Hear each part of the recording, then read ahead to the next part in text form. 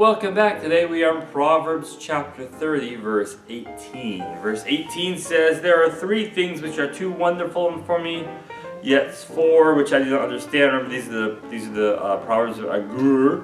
A guru thinks that these four things are that he's like he doesn't get it. But of course, he did start saying, "Like surely I'm more stupid than any man." So yeah, there's gonna be a lot of things he doesn't understand if he's more stupid than anybody else.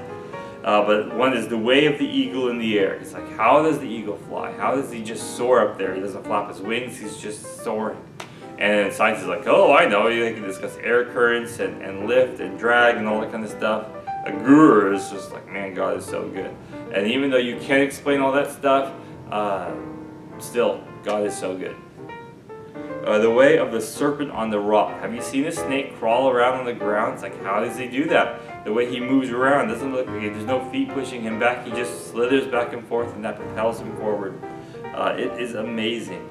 The way of a ship in the midst of the sea, and how a ship sails, and how it works. I mean, you can explain the rudder to a guru, but he's more stupid than any man, so I don't know if he's going to get it anyway. And the way of a man with a virgin. I'm not going to touch that one. Then verse 20 says, "This is the way of an adulterous woman. She eats and wipes her mouth and says, I have done no wickedness." Adulterous women who are wicked, and men who are wicked anyway, their hearts get so hardened that they don't sense the wrong they are doing anymore. They think what they're doing is righteous. They've talked themselves into it, even though like, oh, I'm not perfect like those other people, or I'm whatever. They don't really go around and think, oh, I'm a sinner, I need to repent and give my life to the Lord. They're like, well, at least I'm not as bad as so-and-so. And they always have somebody that they can point to that they consider as worse than themselves.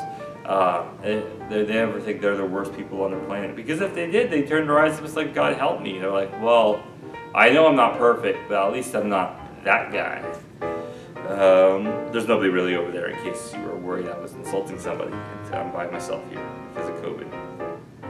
Okay, verse 21 says, "For three things in this earth are perturbed, yes, four cannot bear it up, for a servant when he reigns, a fool when he is filled with food, and a hateful woman when she is married, a maidservant who succeeds her mistress." So these things, like, these are weird. These things are strange.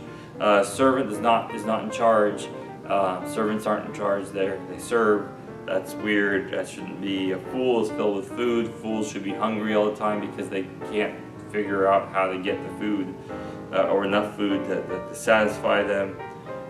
Hateful woman when she's married, that's not a good thing because guess what? Her husband's miserable. And then a maidservant who succeeds her mistress. Like that order there is not the right. The mistress needs to be the one on top.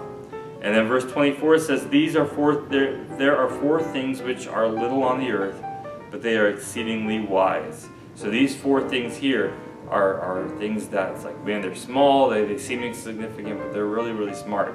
The ants are people not strong, yet they prepare their food in the summer. Think about the ants. Like, they're little, we squish them with our fingers, but really they work hard all summer to have food for the whole winter. And it's like, man, that's really smart. You know, they're not strong because they're tiny.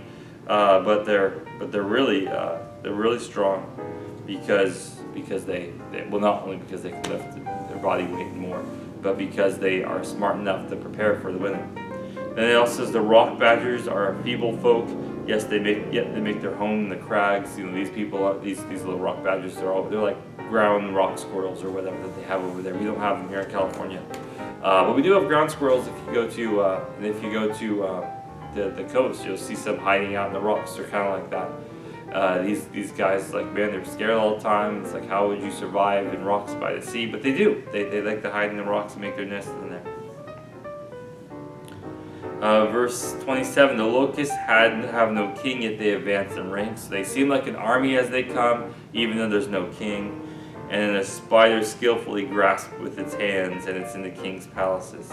And so a spider, even though it's small, all these things are small, and you're going to find them in king's palaces. Kings can't figure out how to keep spiders out, and they're small, like you can squish them, they don't put much of a fight, yet still they're everywhere. Well, anyway, God bless you and have a nice day. We'll finish up chapter 30 next time.